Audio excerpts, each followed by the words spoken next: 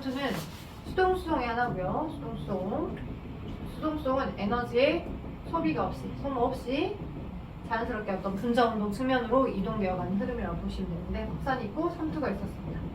확산 지난 시간에 설명했으니까 삼투 위주로 가도록 할게요. 삼투는 자, 반투각성막이라는 특성 때문에, 그지? 반투각성막이라는 특성 덕분으로 용매용질 두 개 중에 용매가 이동하여 전체적인 농도의 평형을 맞추는 걸 말합니다. 용매가 이동하여 전체적인 농도의 평형을 맞추더라. 그러면 자, 전체 용액의 농도로 따지게 되면 용액의 농도로 따지게 됐었을 때, 자, 여기가 반투각성막이 이제 끼어 있다라고 합시다. 반투각성막 여기가 이렇게 있고, 여기서 이렇게 있고, 여기서 이렇게 있고, 자, 반투각성막이 끼어 있다라고 합시다. 그렇게 되면 이 반투각성막은 뭐 셀로판지 등등등하고 유사합니다. 셀로판지나 뭐 달걀 속껍질하고 비슷한 구조인데, 여기다가 이제 같은 높이만큼의 여기는 물, 여기는 이제 소금물이 아닌, 소금이라고 하는 NaCl은 또 이동이 가능해요. 실질적으로 설탕은 포도당하고 과당이라는 입자 두 개가 결합된 이당이어서, 포도당과 과당으로 결합된 설탕은 그냥 반투각성막 세포막을 통해서 이동이 불가능해요. 이동할 수 없어요. 얘는 이동이 불가능해. 그래서 설탕물, 같은 높이만큼 설탕물을 놔뒀다라고 합시다. 그렇게 되면 시간의 흐름에 따라 어떻게 되냐? 물의 높이는 낮아지고, 그죠? 설탕물의 높이는 올라갑니다. 그죠? 올라가서 얘가 낮아진 것만큼 얘는 올라간 거죠. 이렇게. 네. 왜? 여기 있던 물 입자가 그러니까 물이 여기 있던 물 둘 다 왔다리 갔다리 할 수 있는데, 그지? 근데 전체적으로 저 용액의 농도를 따지면 저 농도에 있던 물이 그 농도로 가려고 하는 정도가 더 큰 거야.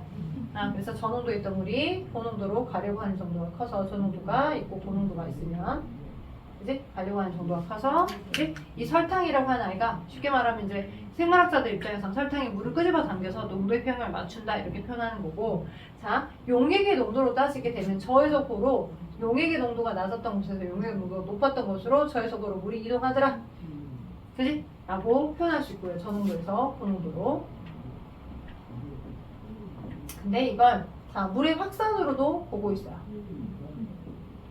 자, 물 분자에만 집중되어서 보게 되면 여기 물이 있었고 여기도 물이 있었는데, 그지? 물이 훨씬 더 많이 들어있지. 어디? 같은 부피 안에 물입자가 설탕이라고 하는 거가 끼어 들어있는 설탕물이라는 공간보다 훨씬 더 그냥 맹물만 있는 이 용액의 농도가 낮은 곳은 훨씬 더 많이 들어있는 거라고. 그러니까 물입자가 더 많은 곳에서 물입자가 더 적은 곳으로 물이 퍼져나간다라고 표현해도 삼투를 나타내주는 비슷한 표현이 되겠지. 그래서 물의 확산이라고 표현해도 삼투를 설명하는 것과 유사하다라고 또 생각하셔야 돼요. 이렇게라도 표현하고 교과서에도 이렇게 나옵니다. 물의 확산. 네, 그래서 알아두시면 될 것 같고요. P는 C, R, 베타 T라고 또 표현합니다. 삼투 압을 계산하세요 라고도 물어보는 데 얘기 나오는데, 고1 때는 이걸 계산한 형태의 문제도 많이 나오지 않았어. 근데 이제 고등학교 3학년 정도에 생투가 들어가게 되면, 그럼 삼투압을 실제적으로 어떻게 계산해? 라고 물어볼 수 있다. 삼투압을 실제로 어떻게 계산해? 우리 계산 좀 해보게 라고 하면, 당연히 분자의 운동이기 때문에 주변의 온도가 높을수록, 그지? 분자가 잘 확산돼서 퍼지겠지. 그러니까 절대 온도도 영향을 줘. 주변의 온도, 절대 온도. 이 델타 T는 절대 온도를 말해. 온도. 오케이? 온도. 자, 그리고 C와 R이 있는데, 자, C는 제 기체 상수야. 자, 여러분 책 67쪽 오른편에 보시면 R이 기체 상수, 그죠? R이. 그 다음에 C가 용액의 몰 농도, 그죠? C는 용액의 몰 농도. 농도 차이가 크면 클수록 삼투 현상이 더 잘 일어날까, 덜 일어날까? 둘의 농도 차가 크면 클수록 삼투 현상이 더 잘 일어나겠죠. 저에서 고로 이동하려는 현상이 더 많이 일어날 거고, 그 구배만큼 농도의 구배를 맞춰줄 수 있을 만큼 더 많이 이동해 가서 얘가 더 낮아지고 얘가 더 올라가고, 그러면 그 올라간 정도만큼이 이 반투각성막을 누른 힘이 있겠잖아. 높이의 불균형 때문에. 그걸 쉽게 말하면 삼투압이라고 생각하면 돼. 오케이? 그래서 자, 용액의 몰 농도가 C, 그죠? 오케이? 그 다음에 R은 기체 상수 고정값이고 나머지 온도를 넣어주고 계산해준대. 네, 삼투압. 그래서 P는 CR 델타 T로 생각하시면 되고, T는 절대온도 계산하는 거 알죠? 그냥 섭씨 온도에다가 213을 더해준대. 그죠? 그래서 얘는 절대온도니까 절대온도. 섭씨 온도에 273을 더해주면 되더라. 를 더해주면 되더라 라고 보시면 될 것 같다는 거 자 알려드리면서 말씀을 드려봤습니다. 자 이게 지금 확산이고 삼투고요. 확산과 삼투. 자 그럼 삼투 현상으로 관측될 수 있는 것들. 자 우리 동물세포를 집어넣었을 때, 식물세포를 집어넣었을 때에 따라 좀 다르죠. 특히 식물세포는 동물세포 여기서 나타날 수 있는 자 저장액, 고장액, 등장액 기억난가요? 등장액은 내가 그 특정 농도와 동일한 농도짜리에다가 집어넣은 게 등장액이에요. 그치? 그래서 등장액은 같은 농도에 해당하는 용액을 등장액이라고 하는 거고 상대적으로 내가 가지고 있는 농도값보다 훨씬 더 농도가 낮은 거 그게 저장액이겠지. 저장액. 자 그리고 고장액. 이렇게 저장액, 등장액, 고장액. 고장액은 내가 비교하고자 하는 그것보다 농도가 더 진한 농도가 고장액. 그렇지 않고 농도가 더 낮은 게 저장액. 대체적으로 저장액은 아무것도 안 들어가는 증류수가 저장액 용액. 그치? 고장액은 뭐 4%, 뭐 10%막 설탕 되게 많이 녹여져 있는 설탕이 많이 포함된 이게 더 대부분 고장액이겠지. 등장액은 보통 우리 식물세포, 동물세포 다 0.9% NaCl 정도의 농도를 갖고 있습니다. 네, 그게 등장액. 오케이? 그래서 그것들을 어디다 집어넣었을 때, 자, 용액에다 집어넣었을 때 어떠한 형태의 이제 변화를 보이냐라고 하는 게 여러분 책 완자책에는 동물세포 그림이 먼저 나와 있어요. 동물세포. 자, 이 동물세포를 어디다가 자 지금 등장액에다 집어넣었어요. 동물세포는 0.9% 적혈구예요. 적혈구. 적혈구는 세포 벽이 없잖아요. 세포 막밖에 없잖아요. 그죠? 그러니까 어때? 나가고 들어오고 나가고 들어오는 물의 출입량이 어때? 다르겠어? 똑같아. 나가고 들어오는 물의 출입량이 똑같아서 유입량과 유출량이 똑같아. 그러니 부피 변화가 있다 없다? 부피 변화 없다. 부피 변화 없어 보이니까 아무런 변동도 없어 보이는 게 아니라 그지? 유출 똑같아서 그지? 부피 변화 없는 것 뿐이야. 근데 걔를 어디다 담갔을 때 저장액에 담갔을 때 어떤 일을 한다? 저장액에 담그게 되면 증류수로 어떤 일을 하겠어? 물에 유입되는 정도가 유출되는 것보다 더 많겠지. 저희 속으로 물이 들어오려고 할 거니까. 그래서 물이 빡빡빡빡 들어와가지고 빡빡빡빡 들어오는데 이 인지지 주축막 사이에 압력을 버틸 수 있을까? 못 버티겠지. 인지지 주축막이 미어 터지면서 터져나갈 거야. 특히 뭐가? 여기 적혈구 안에 들어있던 헤모글로빈, 산소만 단백질 헤모글로빈이 터져나가면서 피 터졌다라는 표현으로 그죠? 용혈 현상이 일어난다라고 용혈 현상. 용혈 현상. 적혈구로 물이 들어올 건데, 자, 적혈구가 부풀어 오다가 결국 세포막이 부풀어 올라서 헤모글로빈이 터졌고요. 용혈 현상이 나타났고요.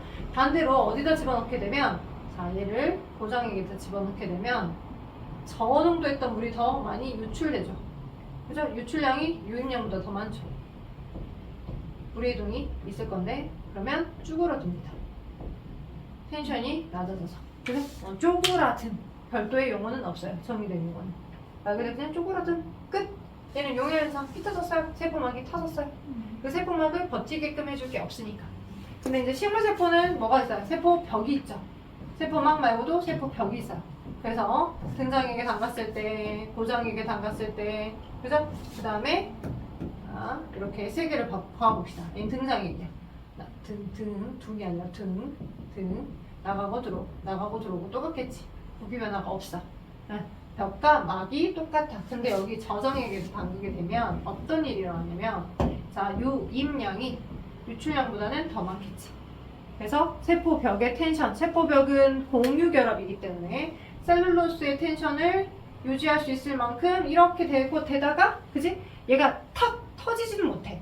왜? 다행히도 탄수화물들끼리 공유결합으로 연결되어 있기 때문에 이렇게 됐던 결합이 약간 느슨해지면서 이렇게 텐션이 그냥 넓어지는 것 뿐이야. 오케이? 그래서 거의 팽윤 상태, 최대 팽윤 상태까지, 그지? 공유결합이 끊어지는 정도까지는 아니야. 최대 팽윤 상태까지 이 얘네들이 이렇게 막 이제 세포벽이 늘어나면서 커질 만큼으로 이게 유입이 유출량보다 더 많다. 이런 단어 기억하시고, 당연히 자, 물을 담아둔 주머니 뭐예요?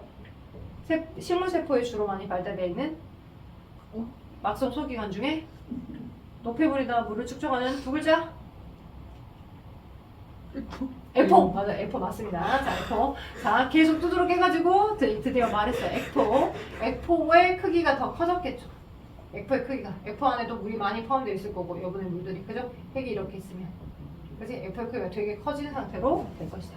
자, 그 다음에 등장액 똑같고요. 부피변 없고요. 유익과 유출은 있고요. 그 다음에 고정액에 담갔습니다. 고정액에 담가되면 어떤 일이 하냐. 자, 세포벽 그대로 있는데, 세포벽의 텐션은 그대로 있는데, 원래는 세포벽과 세포막이 거의 하나의 층으로 거의 비슷한 형태의 두께를 차지하고 있었었는데, 어떤 일이 하냐. 고정액에.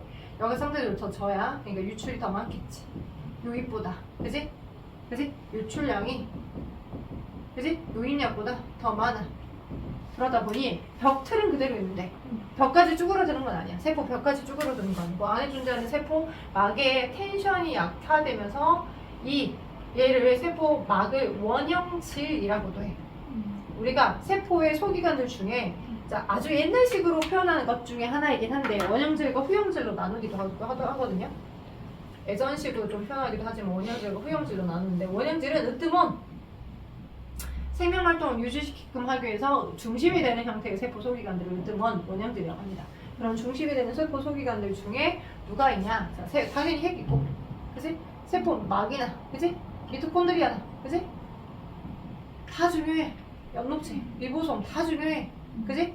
그러니까 얘네들이 열심히 주로 생명활동을 영위해주면 그 결과적으로 쌓여서 만들어진 세포 소기관 성분들을 우리는 뭐라고 하자? 후형질이라고 하자. 오케이? 그래서 그 후형질이라고 하는 것들을 우리는 어떤 식으로 얘기할 수 있냐면 후형질을 세포벽 그리고 액포를 후형질이라고 분류하기도 해. 오케이? 세포벽과 후형질. 뭐 생명활동을 메인으로 주로 해준 건 아니고 영위하다 보니까 생기는 어떤 후형질이나 이런 것들을 모아주고 쌓아줘야 하는 형태들이다라고 이제 본 거죠. 그래서 후형질 이해 하나이기 때문에 자, 얘는 원형질이고, 그래서 원형질이 세포막이라고 하는 원형질이, 뭐, 세포벽이라는 후형질로부터 원형질이 분리됐다라고 얘기한다. 원형질 분리는 왜 일어났다고? 너무 고정액에 담가서 안에 있던 액체의 물이 빠져나가가지고, 세포막의 텐션이 낮아서 쭈글탱해진 상태. 오케이? 자, 그래서 요거를 요거를 고등학교 1학년 때 배웠어요. 요 정도까지는. 요건 배웠는데, 그러면, 자, 우리가 인지해야 될 게 뭐냐면, 방향성에 대해서 인지를 해야 돼. 자, 세포 입장이야. 내가 식물세포 입장이라고 해봐. 자, 식물세포 입장에서, 자, 식물의 전체적인 세포 부피를 내 디폴트 값을 1.0이라고 하자. 디폴트 값 1.0. 여긴 1.0. 근데 물이 이제 유입되면서, 만약 저장액에다 담갔을 때 그러면 밖에 있던 물이 비커 쪽에 있던 물이 식물세포 안으로 들어오면서 유입이 될 거잖아. 그러면 이제 이게 이렇게 약간 최대치까지 휘어지면서 얘의 텐션을 버티고 있는 형태인 거잖아요. 그죠? 그래서 전체적인 이 식물세포의 부피가 1.0보다는 더 커져 있는 상태가 되겠지. 그지? 근데 그러다 보면 뭐가 있냐면 세포막이 세포벽을 밀쳐지는 압력이 있을 거야. 그런 압력을 우리는 팽압이라고 해. 팽압, 그치? 그러니까 물이 유입되어 들어오다 보니까 세포벽이 세포막을 밀치게 되는 압력. 세포막이, 예를 들어서 다른 말로 세포막이 세포벽을 이제 막 팽팽하게 물러나면서 세포막이 세포벽을 밀치는 압. 그거 우리는 팽압이라고 표현할 수 있어. 팽압은 쉽게 말하면 늘어나가지고 얘를 바깥쪽으로 때리는 압력인 거고, 팽압은. 그쵸? 물이 유입되면 들어오면서 바깥쪽으로 때려지려고 하는 압력인 거고, 이제 삼투압은 저에서 고농도의 농도급의 차만큼 안으로 들어오려고 하는 힘이잖아. 그지? 안으로 들어오려고 하는 힘. 그러니까 방향이 어때? 삼투압은 밖에서 안으로 들어오려고 하는 힘이고, 들어와 있던 물 때문에 이 물 자체가, 자, 다시 너무 빨랐어요? 자, 졸려가지고 집중을 못했어요? 자, 두 가지의 압력이 존재하는데 내가 지금 흡수력을 설명하려고 해. 어디서 놓쳤어? 여기까지는 따라왔죠? 네, 부피까지는 따라왔죠. 1.0, 그죠? 그 다음에 이제 얘가 예를 들어서 뭐가 물이 점점 더 많이 밀려 들어온다라고 생각했었을 때 그러면 들어왔던 물들이 어때요? 세포 막에 힘을 주면서 벽으로 밀칠 거 아니야? 그게 평합이잖아, 폐가. 그러면 걔를 방향성으로 생각한다라고 하면 물 자체도 들어와있던 물 자체도 물이 너무 많이 들어오면 그죠? 또 걔가 바깥으로 나가려고 하는 힘으로 작동할 수 있을 거 아니야. 어차피 물은 확산되니까. 그치? 그래서 자 우리가 알자 힘 흡수력이라고 하는 건 무엇을 얘기하는 거냐면 전체적으로 방향으로 봤을 때 둘의 농도 차이에 의해서 그지? 이제 식물세포 안 그리고 세포의 바깥 둘의 농도 차이에 의해서 밖에서부터 안으로 들어오려고 하는 힘 그걸 우리는 삼투압이라고 해. 그지? 삼투압만 늘 존재하는 게 아니라 일정 부피 이상이 되면 이 1.0 이상의 식물세포 부피 이상이 돼서 부피가 더 팽윤 현상이 늘어나면서 커지면 부피가 커지면 그지? 바깥으로 밀쳐내려고 하는 뭐도 생긴다? 팽합도 존재하고 그때의 흡수력은 나가고자 하는 힘 팽합과 들어오고자 하는 힘 삼투압 이 둘을 뺀 것만큼이 실질적인 흡수압이겠죠. 되겠어요? 실질적인 흡수력. 오케이? 자 그러면 그것을 이 전체에 대한 흐름 플로우를 한번 뭘로? 한 장 넘겨봐봐. 거기 68쪽에 해당하는 그 그래프로 한번 설명을 해줄 거야. 그게 은근히 설명 이제 이해하면 쉬운데, 그치? 이게 뭐야? 뭔데 이렇게 차이가 나? 뭔데 이렇게 어려워라고 생각해버릴 수도 있는 부분이거든요. 간단해요. 간단합니다. 마음을 비우고 받아들여요. 그냥 그대로 받아들인다라고 생각하세요.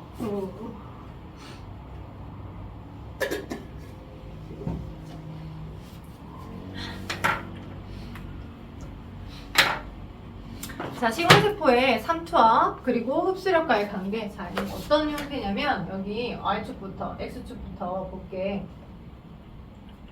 X축부터. 자, 지금 X축은 뭐가 있어? 1.0. 식물세포의 부피가 있어.